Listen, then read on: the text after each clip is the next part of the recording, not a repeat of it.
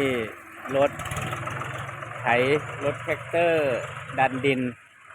กะมาดันดินแล้วเด้อพี่น้องเตรียมแล้วเด้อบ้านนี้เตรียมอีหลีแล้วเด้อบ้านนี้เฮ็ดแล้วเด้อบ้านนี้ใกล้มือแล้วเด้อพี่น้องเอ้ยลูกหลานบ้านของเฮาอันนี้รถไถพ่อใหญ่เซียนพ่อใหญ่เซียนมาดันดิน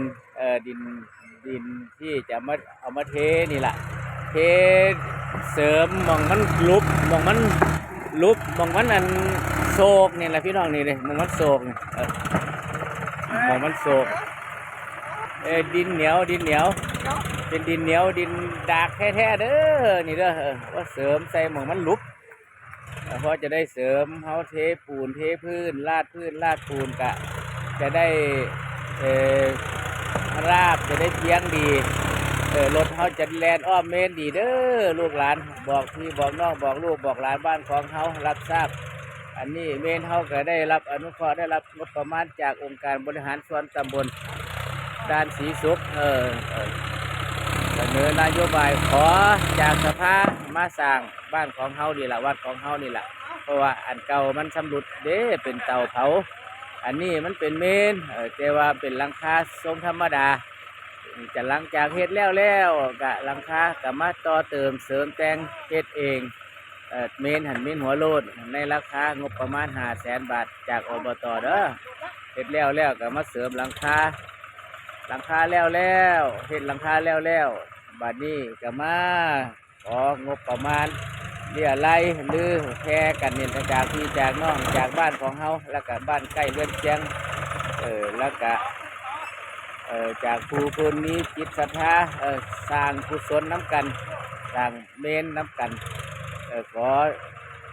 รับบริจาคเนี่ยจากพี่จากน้องคนละเล็กคนละน้อยจากจะมาเทพื้นเทปูนจุดนี่ละมองรถไถรถดุดรถเกตอยู่นี่ละเทพื้นลาดพื้นให้มันหาบให้มันเพียงบ้านของเราวัดของเราชุมชนของเราเด้ออยู่ใส่กับพัฒนาหันมาพี่น้องนะลูกหลานฝากลูกฝากหลานรับทราบน้ำกันขอบมกขอบใจขอบคุณพี่น้องผู้คนร่วมบริจาคทุนทรัพย์คนละเล็กคนละน้อยคนละ100 200งบประมาณก็ได้ละ30,000 กว่าบาทพากันตั้งไว้กับทิพลาดพื้นนี่ก็ประมาณงบ30,000ขั้นก็ไปเขาก็จะของบประมาณสร้างที่เก็บเป็นโรงเก็บโรงเย็นพี่น้องโรงเก็บโรงเย็นและก็อุปกรณ์การใส่ใจหรืออุปกรณ์ที่ใส่ในงานขาวดำเขานั่นแหละพี่น้องจะเห็นโรงเก็บหีบศพโรงเย็นเอาไว้ใกล้ๆนี่แหละเมนนี่แหละย้ำแล้วพระแล้วก็จะได้เก็บอยู่ใกล้บ่ได้เอาไปไกลมองพุ่นมองเก็บปัจจุบันนี่อยู่พุ่นอยู่ไกลเคลื่อนย้ายลำบากมันหนัก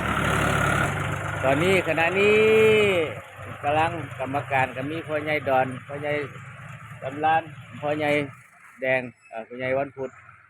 พ่อใหญ่ดอนก็นั่งอยู่กับพระครูเจ้าอาวาสพ่อใหญ่สำราญกับเบิ้งกินน้ำกันนี่ละดูแลน้ำกันจะว่ามาเบิ้งมาแยงบ้านของเฮาวัดของเฮาให้กำลังใจผู้คนมาเห็นให้รถไถรถดุดมาเบิ่งน้ำว่ามันดีมันซัวมันดีมันบ่ดีกะ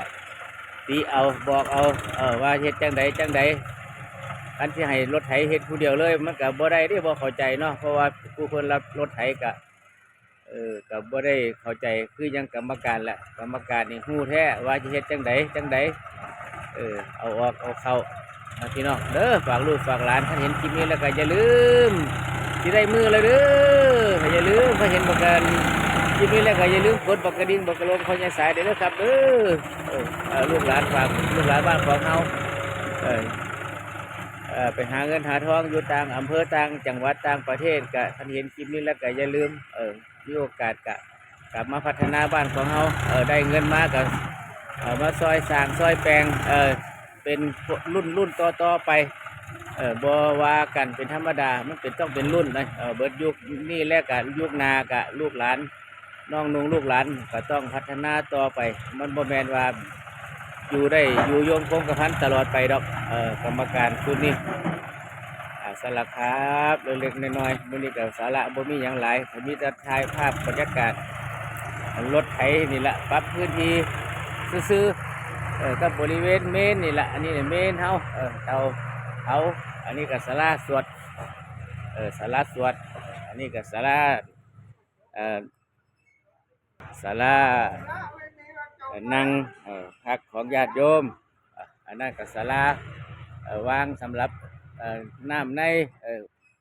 น้ำดื่มตอนมีงานกับขาวดำพี่น้องเสียชีวิตกันศาลาตูดน้อยนั่นก็ได้รับอนุเคราะห์จากแม่ยายสงยายคำผองหมื่นสาเป็นผู้อนุเคราะห์สร้างไว้อันนี้เขาก็